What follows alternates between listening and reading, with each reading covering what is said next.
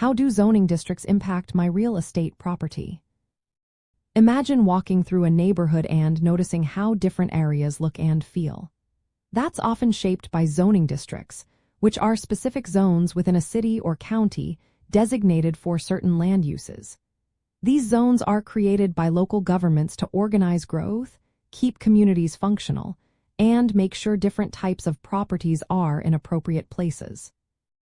Understanding how these districts affect your property can help you make smarter decisions, whether you are buying, selling, or planning improvements. Zoning districts set clear rules about what can be built or done on a property.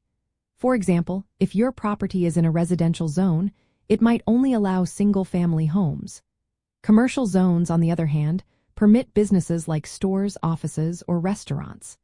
Industrial zones are meant for factories or warehouses. These rules also specify how tall buildings can be, how much space must be left open, and what activities are allowed. If you want to add a second unit to your home or start a small business from your property, you need to check the zoning rules to see if your plans are permitted. Zoning districts also influence property values. Properties in areas with strict zoning, such as only allowing single-family homes, often have higher values because there are fewer homes available. Areas with more flexible zoning, like mixed-use zones that combine residential and commercial uses, can attract more buyers and investors. These zones allow for higher density and different types of buildings, which can increase demand. Changing a zoning district from residential to commercial can raise a property's value because it opens up more profitable options. But it can also lead to higher property taxes and change the neighborhood's character. The look and feel of neighborhoods are shaped by zoning. It helps preserve architectural styles, protect green spaces, and maintain the community's cultural identity. In Asian American neighborhoods, zoning can help protect cultural businesses, places of worship, or community centers. However, zoning can also limit new development or affordable housing options, which might make it harder for some people to buy homes or for communities to grow.